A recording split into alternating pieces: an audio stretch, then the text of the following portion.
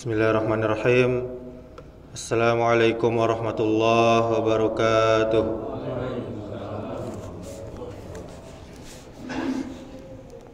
Alhamdulillahi rabbil alamin. Wa bihi nasta'in ala umurid dunya waddin.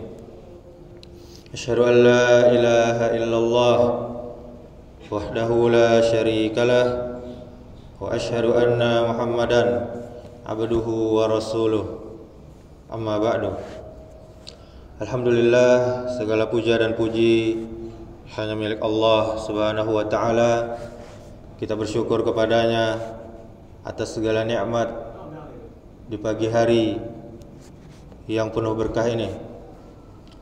Kemudian salawat beserta salam semoga selalu tercurahkan untuk junjungan kita, suri tauladan kita, yakninya Nabi Muhammad sallallahu alaihi wasallam.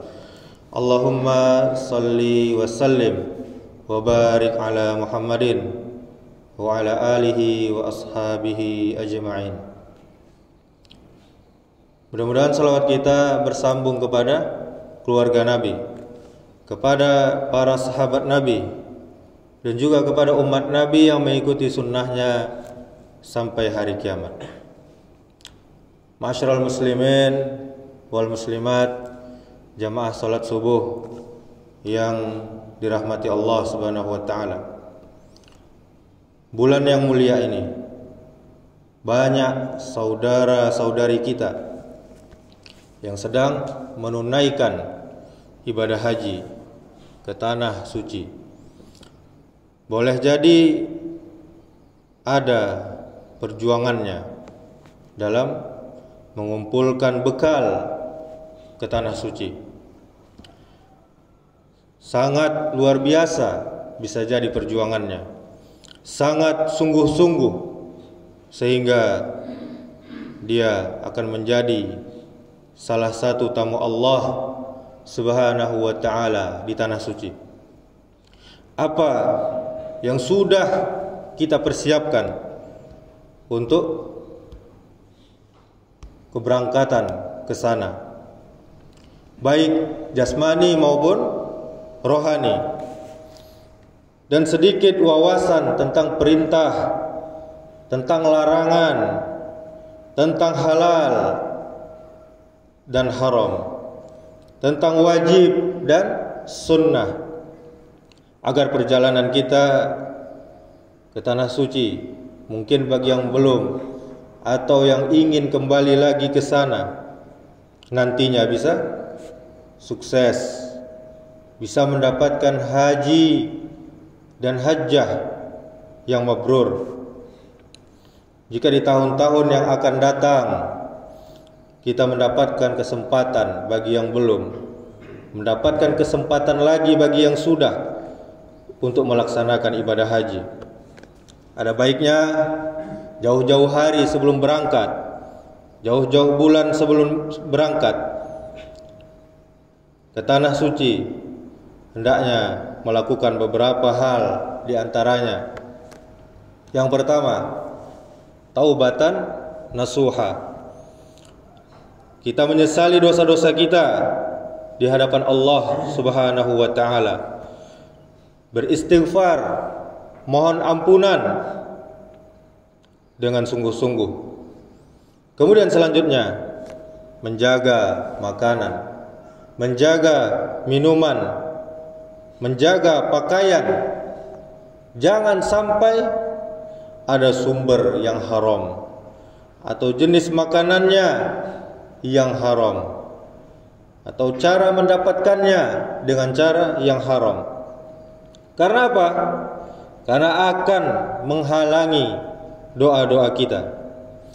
Sebagaimana yang telah disebutkan dalam sebuah hadis, Rasulullah sallallahu alaihi wasallam bersabda, an Abi Hurairah radhiyallahu anhu qala Rasulullah sallallahu alaihi wasallam, ayyuhan nas, innallaha thayyibun la yaqbalu illa thayyiban wa innallaha amaral mu'minina bima amara bihil mursalina faqala ya ayyuhar rasulu kulu minat tayyibatu wa'malu salihan inni bima ta'maluna alim wa qala ya ayyuhalladzina amanu kulu min tayyibatu ma razaqnakum summa dzakara rajula yutilu safara ash'asa aghbara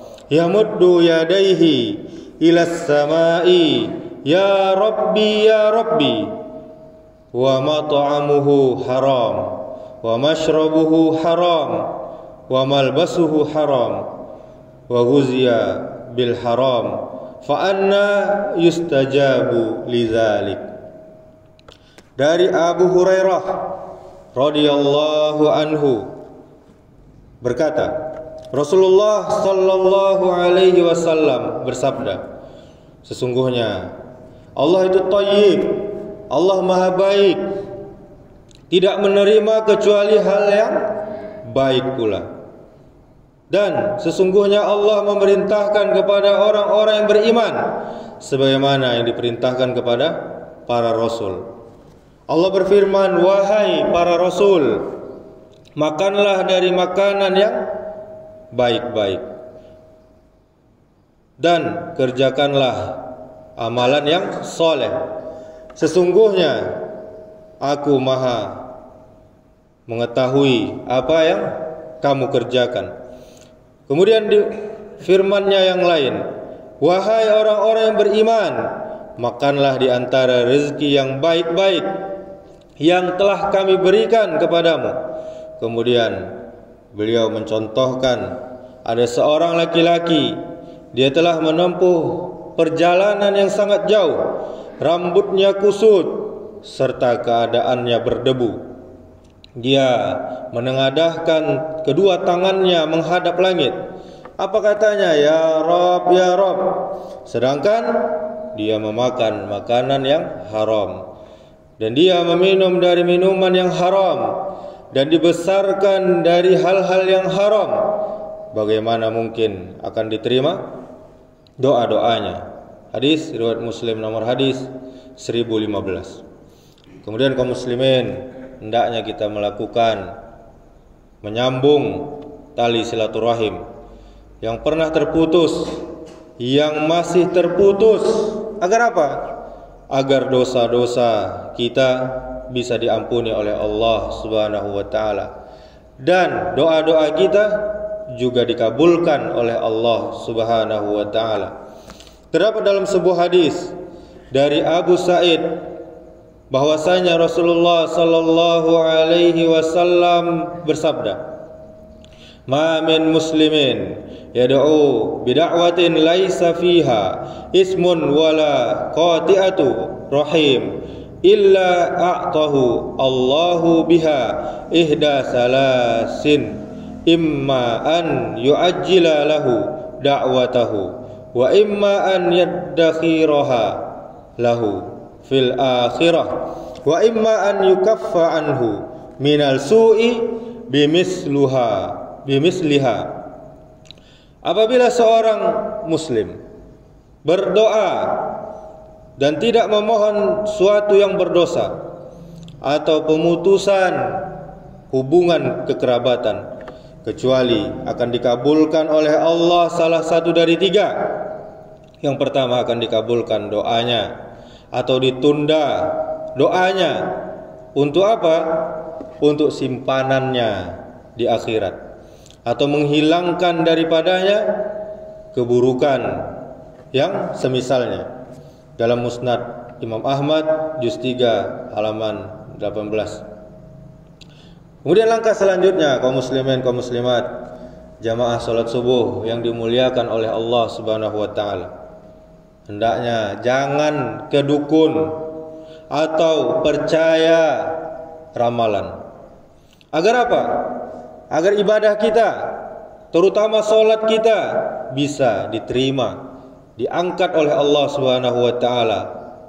Terdapat dalam sebuah hadis, Nabi sallallahu alaihi wasallam bersabda, man ata arrafan fasa'alahu an syai'in lam tuqbal lahu salatun arba'ina lailah.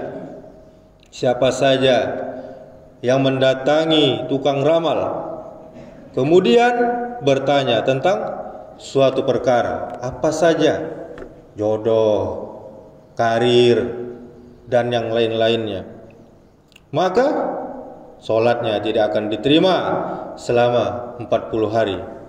Hadis riwayat Muslim. Kemudian kaum muslimin, kaum muslimat, langkah selanjutnya adalah hendaknya tidak meminum yang memabukkan atau khamar. Telah sampai sebuah hadis dari Abu Hurairah radhiyallahu anhu bahwasanya Nabi kita Muhammad sallallahu alaihi wasallam bersabda, la yazni al-zani hina yazni wa huwa mu'minun wa la yashrabu al-khamra hina yashrabuha wa huwa mu'minun. Tidaklah berzina seorang pezina ketika dia berzina dalam keadaan beriman, tidak pula meminum khamar ketika meminumnya dalam keadaan beriman. Dan kemudian dalam hadis yang lain dari Abdullah bin Amr radhiyallahu anhu bahwa Nabi kita Muhammad sallallahu alaihi wasallam bersabda, khamar adalah induk dari segala kejahatan. Barang siapa yang meminumnya, maka solatnya tidak diterima selama 40 hari. Apabila dia mati sementara ada khamar, bukan di tangannya tapi di dalam perutnya, alias dia sudah meminumnya, maka dia mati sebagaimana matinya orang jahiliyah. Kemudian yang terakhir adalah menggunakan harta yang halal. Hendaknya kita menggunakan harta yang halal dan jangan sekali-kali tercampur dengan sesuatu yang haram. Niat yang ikhlas semata-mata karena Allah Subhanahu wa taala, bukan karena gelar haji atau karena pujian manusia. Dan hendaknya kita menghindari riya, karena riya akan menghapus, akan memberangus amalan-amalan kita. Kita hindari sum'ah atau bercerita, memperdengarkan ibadah kita kepada orang lain bahwa kita sudah haji begini dan begitu dengan tujuan agar dipuji oleh manusia. Kemudian kita hindari juga atau tidak sama sekali memakai ajimat yang mengandung unsur kemusyrikan, karena kemusyrikan juga akan memberangus amal-amal ibadah kita. Dan semoga semua, terutama yang sedang berhaji hari ini, menjadi haji yang mabrur. Kaum muslimin, berhubung hari ini terkumpul 2 hari raya, yaitu Idul Adha dan hari Jumat, ada sebuah hadis diriwayatkan dari Iyas bin Abi Romlah Asy-Syami. Ia berkata, aku pernah menemani Muawiyah bin Abi Sufyan, dan ia bertanya pada Zaid bin Arqam, apakah engkau pernah menyaksikan Rasulullah sallallahu alaihi wasallam bertemu dengan 2 Id, yakni hari Idul Fitri atau Idul Adha bertemu dengan hari Jumat dalam satu hari? Kemudian dia menjawab, iya. Jawab Zaid. Kemudian Muawiyah bertanya lagi, apa yang beliau lakukan ketika itu? Beliau melaksanakan sholat Id dan memberi keringanan untuk meninggalkan sholat Jumat. Jawab Zaid lagi. Kemudian Nabi SAW bersabda, siapa yang mau sholat Jumat, maka silahkan. Hadis riwayat Abu Daud, An-Nasai, Ibnu Majah, dan hadis ini hadis yang hasan. Maka kaum muslimin, kaum muslimat yang tidak melaksanakan sholat Jumat nanti, maka tetap wajib melaksanakan sholat zuhur. Sebelum kita tutup, sahabat Umar bin Khattab pernah mengatakan, siapa saja yang mampu tapi enggan untuk pergi haji, maka matinya seperti Yahudi atau Nasrani. Kita tidak diwajibkan untuk apa kaum muslimin? Kita tidak diwajibkan untuk punya rumah, punya tanah, punya mobil, punya ruko. Tapi Allah wajibkan kita haji jika kita mampu. Allah akan tanyakan nanti, kenapa tidak pergi haji sedangkan hartanya ada? Maka marilah kita niatkan dari sekarang untuk bisa pergi haji. Yang punya harta langsung daftarkan diri. Yang belum mampu maka niatkan dulu, karena tidak ada yang sia-sia dari niat yang baik. Begitu juga dengan kurban. Betapa banyak kita lihat juga sebagian kaum muslimin ketika musim-musiman batu cincin, maka dia ikut pula mengkoleksinya, membelinya. Ketika musim HP iPhone yang mewah, yang mahal, mereka pun ikut membelinya. Ketika musim bersepeda, mereka pun membeli sepeda yang bagus dan mahal. Tetapi ketika musim kurban, mereka enggan untuk berkurban. Mereka pura-pura tidak tahu bahwasanya mereka punya harta untuk berkurban. Berapa harga kambing yang paling murah kaum muslimin? Tidak sampai menghabiskan harta kita. Bahkan umur 1 tahun kambing tersebut sudah bisa dikurbankan. Maka yang lebih memalukan lagi, mereka yang punya harta ini berharap kupon kurban. Agar apa? Mendapatkan daging gratis.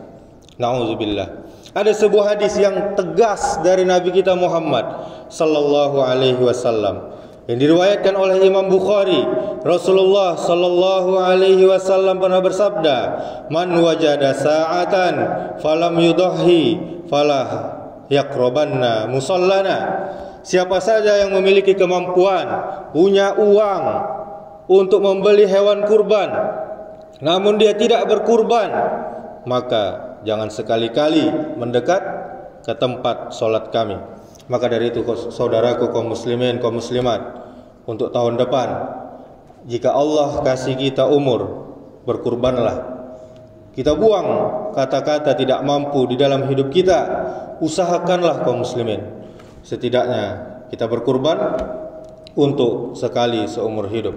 Demikianlah, semoga bermanfaat. Subhanakallahumma wa bihamdika asyhadu an la ilaha illa anta astaghfiruka wa atubu ilaik. Wassalamualaikum warahmatullahi wabarakatuh.